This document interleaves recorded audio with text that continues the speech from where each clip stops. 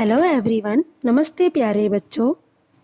मैं श्रीमती ज्योति सराफ, शिक्षिका, जांजगीर चांपा, राज्य छत्तीसगढ़, कक्षा 11वीं, विषय व्यवसाय अध्ययन के अंतर्गत आपको आंतरिक व्यापार के बारे में बताऊंगी।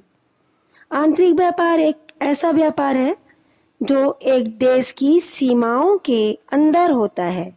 आंतरिक व्यापार कहलाता है। व्यापार से हमारा अभिप्राय लाभ कमाने के उद्देश्य से वस्तुओं और सेवाओं के क्रय विक्रय से होता है। प्रायः व्यक्ति उस वस्तु का उत्पादन करता है जिसका उत्पादन वह सर्वोत्तम ढंग से कर सकता है एवं अपनी आवश्यकता से अधिक किए गए उत्पादन को वह दूसरों को जिन्हें इसकी आवश्यकता होती है विनिमय कर लेता है। इस प्रकार भौगोलिक स्थिति के आधार पर व्यापार को हम दो भागों में बांट सकते हैं, आंतरिक व्यापार एवं बाह्य व्यापार। क्रय विक्रय एक ही देश की सीमाओं के अंदर किया जाता है तब हम इसे आंतरिक व्यापार कहते हैं। जैसे दिल्ली का व्यापारी मुंबई के व्यापारी के साथ अथवा दिल्ली का व्यापारी दिल्ली के ही किसी अन्य व्यापारी के साथ माल का क्रय विक्रय करता है तब हम इसे आंतरिक व्यापार कहेंगे। इसके विपरीत जब यह व्यापारी चाइना अथवा अन्य किसी देश के व्यापारी के साथ माल का क्रय विक्रय करता है तब हम इसे बाह्य व्यापार कहेंगे। आंतरिक व्यापार में कोई सीमा शुल्क अथवा आयात कर नहीं लगाया जाता क्योंकि वस्तुएं घरेलू उत्पादन का भाग होती हैं तथा घरेलू उपयोग के लिए होती है। इस प्रकार के व्यापार में भुगतान देश की मुद्रा में अथवा अन्य किसी मान्य मुद्रा में किया जाता है। आंतरिक व्यापार को हम दो भाग में बांट सकते हैं, थोक व्यापार और फुटकर व्यापार। बच्चों, अब हम देखेंगे आंतरिक व्यापार के लक्षण क्या हैं। पहला, वस्तुओं एवं सेवाओं का क्रय विक्रय एक ही देश की सीमाओं के अंदर किया जाता है।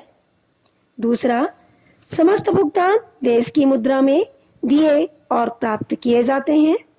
तीसरा, क्रय विक्रय करते समय व्यापारियों, क्रेताओं एवं विक्रेताओं को नाम मात्र की औपचारिकताओं को पूरा करना होता है।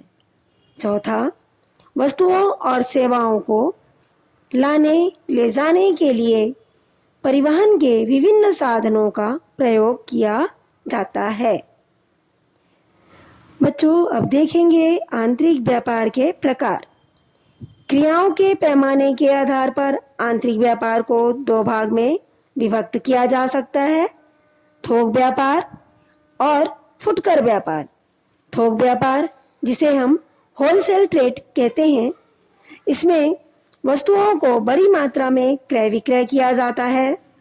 थोक व्यापारी एक ही वस्तु को, जैसे कपड़ा, किराने का सामान इत्यादि को उत्पादकों अथवा निर्माताओं से बड़ी मात्रा में खरीद कर उन्हें अपेक्षाकृत छोटी मात्रा में फुटकर व्यापारियों को बेचता है।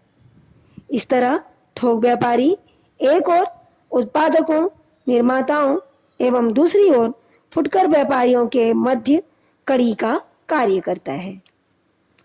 दूसरा, फुटकर व्यापारी, जिसे रिटेल ट्रेड कहा जाता है। फुटकर व्यापारी अंतिम उपभोक्ता, जिसने वस्तुओं को पुनः नहीं बेचना अपितु स्वयं उस वस्तु का उपयोग करता है, को वस्तुओं का विक्रय करता है। इस प्रकार यह थोक व्यापारी एवं अंतिम उपभोक्ता के बीच एक मध्यस्थ का कार्य करता है। फुटकर व्यापारी अनेक रूपों में किया जाता है, जैसे फेरीवाला, स्थायी दुकानदार, डाक द्वारा व्यापार, सुपर बाजार, विभागीय भंडार, माल एवं